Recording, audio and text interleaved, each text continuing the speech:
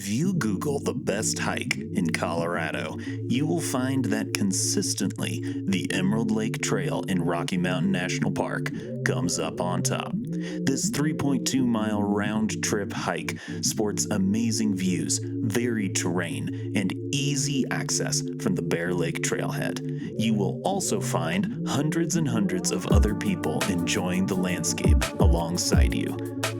Myself and Kemper have been photographing this iconic hike for many years. This scene is undoubtedly beautiful, so in this video we're going to be returning to this icon of Colorado after years of missing it, and share with you Colorado's best hike.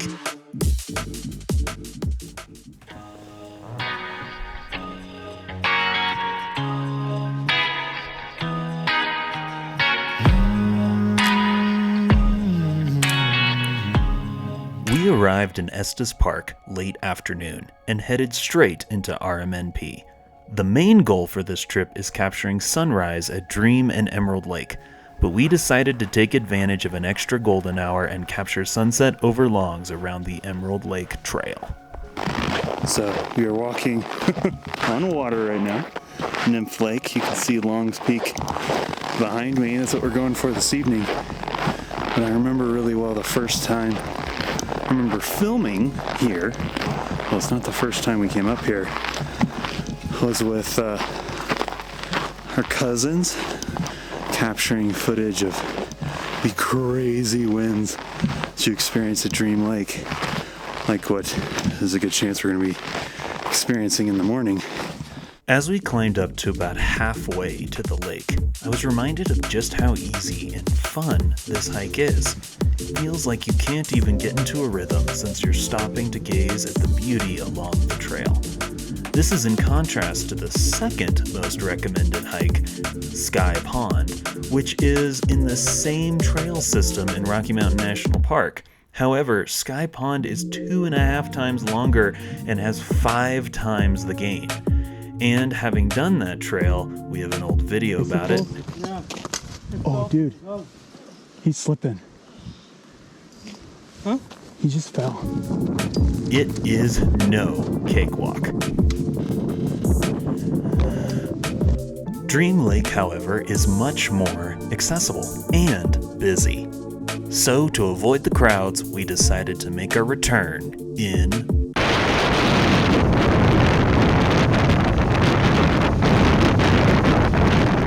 You know, I was thinking, this is the first time that I've actually photographed sunset inside of Rocky Mountain National Park. All of the light comes from the east in the morning. The whole park is kind of bent towards that it's actually kind of hard to find a spot that's going to get light coming from the west. And even so, it's not very much. Just a little pocket of light right there of Longs and Pagoda. Sir, I remember we got a shot of you right here. We did. In 2021. 2021. On the big Four Lakes hike. It's such a nice spot. You're standing over Nymph Lake.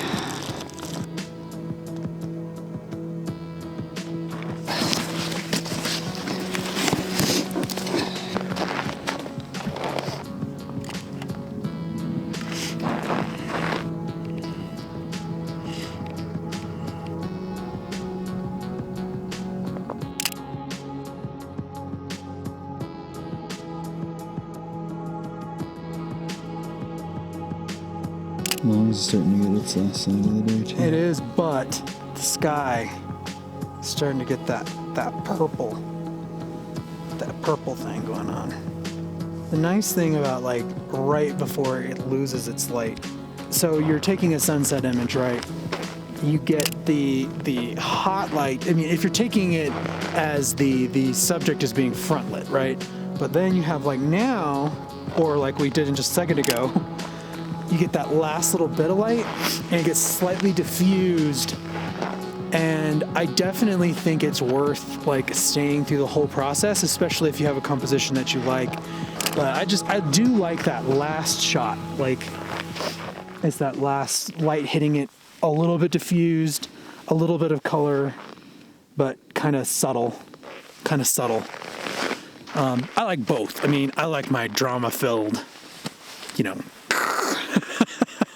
Crazy clouds. crazy clouds, yeah. We've gotten crazy clouds in Rocky Mountain a lot, like the halo over Longs. The halo over Longs. I mean, the halo over Longs, like, I don't know how many times you'd have to come to Rocky Mountain National Park to get that shot. And that was down by Mills Lake. So maybe a mile and a half as the crow flies from where we're at. But that wind was so crazy that day, and it was bringing the clouds up, and it like created this circular cloud formation over the summit of Longs. I think the thing that was crazy is that it was so fast that I didn't even really know what we had seen because the clouds were moving so quickly. So as I was taking the pictures, I think I shot that handheld, and as I was taking the pictures, like, it was so fast I didn't even know what I had seen because it was moving through the frame. And then when I got back and it was a panorama and I merged the panorama in post, I had this halo over Longs. And then we also got a really interesting cloud formation over Dream Lake between Flat Top and Hallett. That first time we shot sunrise here. Well, the thing about Dream Lake, and we'll get into this tomorrow, but the thing about Dream Lake is that you're looking at the Continental Divide. It is this very unique thing where the Continental Divide is right there. You're looking at it. It just creates this weather. I mean, there's something about the Continental Divide. Loveland Pass is on the Continental Divide, but it's not as raw and visceral as Dream Lake, where you're looking up you have Flat Top over to your right, which it's called Flat Top because it's flat if you see from a distance, but from the angle at Dream Lake, it doesn't look flat at all. And then you have Hallett. But that's the Continental Divide right there, and it's just crazy what the weather does over Dream. Mm-hmm. The thing that's interesting about Rocky Mountain National Park, it's this juxtaposition between, like, it has super easy access, like both driving and, like, we didn't have to put crampons on. Like, it's a boot pack trail in here. There's lots of people come through here. But it also has real teeth in a way that, like, I don't experience in a lot of Colorado. I mean, there's definitely areas, but you feel the visceralness of winter in Rocky Mountain National Park. I think that's partly why we wind up coming up here. Remember that time we were over the other side of Longs? Yes. And we were hiking to, what was the name of the lake? I don't think we've ever actually gotten to it, but it was so cold. And then we ran into the Four Moose. That's right. I don't remember the name of the lake, but it's Wild Basin back there. And we felt the temperature drop. It dropped rapidly, more than it was forecast to. And it was so cold that when I would breathe in, I could feel like what the outlines of my lungs and my chest felt like. I got some cool shots of lungs on that trip, but it was very hard to get. Could hear the trees like creaking all around us. They were creaking, and then we couldn't get to the car because the moose were fighting. Oh yeah, we hid in a porta potty. That's right, we did. Or we were kind of trapped in a porta potty. You just don't mess with moose, man. Oh no, not at all.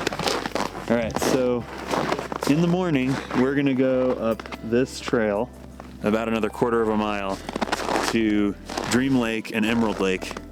But for right now, we're gonna head back down to Estes Park.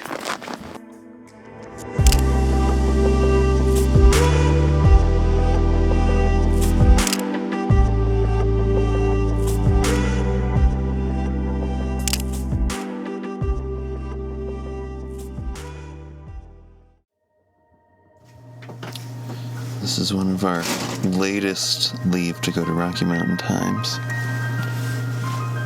we've ever had. Kemper's unloading from the hotel. 5:43. Sunrise is going to be at 7:12 this morning.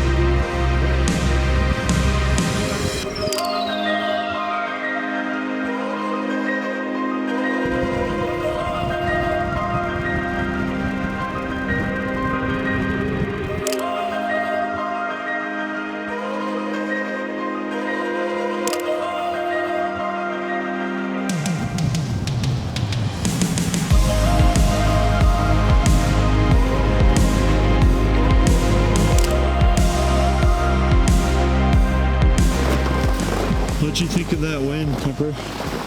Was that the worst we've seen it? Well, Not the worst?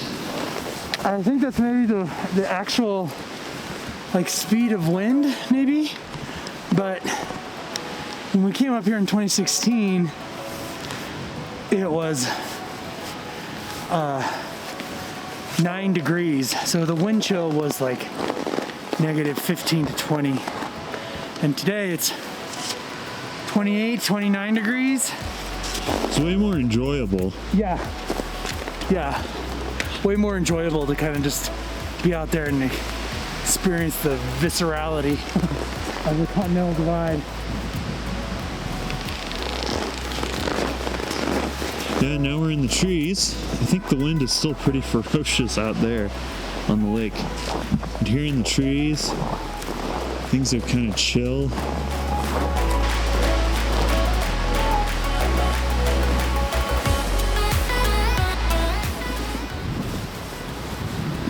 The final 100 yards, we got stuck in this kind of awful post holing situation. Up to the knees, classic. With the classic.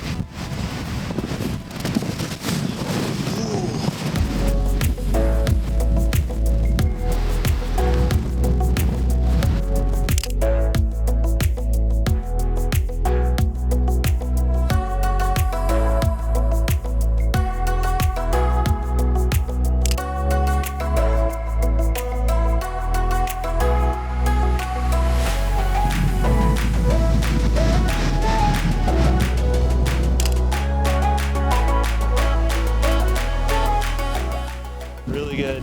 Emerald Lake looking bangering behind us. Probably can't see it because it's blown out, but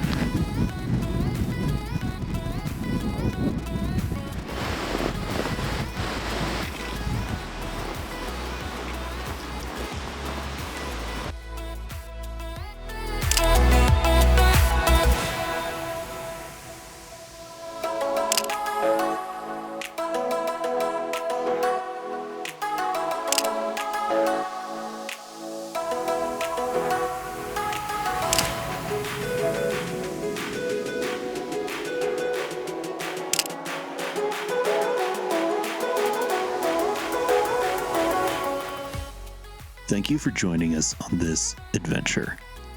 If you enjoyed it, give it a like and subscribe for more content like this in the future. If you'd like to explore more of Rocky Mountain National Park, click the playlist to the left. And if you'd like to learn more about the images Kemper captured and how he edited them, click on the video to the right.